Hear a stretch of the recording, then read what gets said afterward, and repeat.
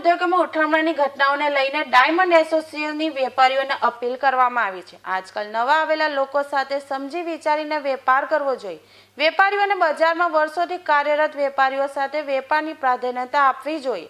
કેટલાક લોકો હાથ પર રોકડા લઈને વેપારીઓ સાથે છેતરપિંડી કરવાના ઈરાદેથી હીરા બજારમાં ઘૂસતા હોય છે। ત્યારબાદ લોકો સાથે રોકડા વેપાર કરી તેમની પાસેથી માલ ખરીદતા હોય છે। શરૂઆતમાં પેમેન્ટ સમયસર ચૂકવતા હોય તેને ત્યારબાદ મોટા પ્રમાણમાં માલ લઈ પેમેન્ટ આપ્યા વગર જ આ લોકો ફરાર થઈ જતા હોય છે। આવા લોકોથી ન છેતરાવા ડાયમંડ એસોસિએશને વેપારીઓને અપીલ પણ કરી છે।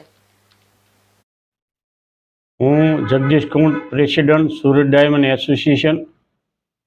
માર્કેટમાં પોલિશ ડાયમંડનો કે રફ ડાયમંડનો બિઝનેસ ધંધો કરતા વ્યાપારીઓ, મેન્યુફેક્ચરરોને અપીલ કરું છું કે જે માર્કેટની અંદર સમયાંતરે ચીટિંગ ગેંગ વેપારીનું ચીટિંગ કરીને જતી રહેતી હોય છે, ત્યારે સુરત ડાયમંડ એસોસિએશન વતી હું વેપારીઓને, મેન્યુફેક્ચરરને ચેતવું છું કે એવા ચીટર ગેંગથી ચેતો।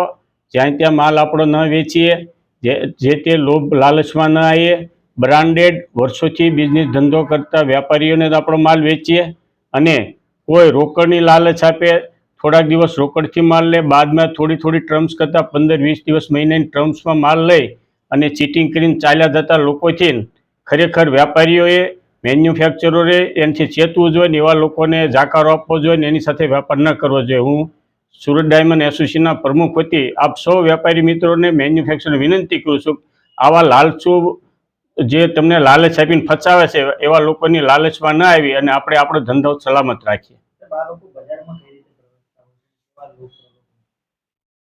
આવા લોકો હોય છે રોકડ લઈને આવતા હોય છે, ખૂણા ખાસ કે માર્કેટમાં ઊભા રહીને જે માર્કેટની અંદર લોકો પરચુરણ નાનો ધંધો કરતા હોય છે એને રોકડ રૂપિયાની લાલચ બતાવીને, વટાવ નહીં કાપીને, કેચ આપવાની વાત કરીને એ લોકો ફસાવતા હોય છે અને એમાં લોકો આવી જતા હોય છે।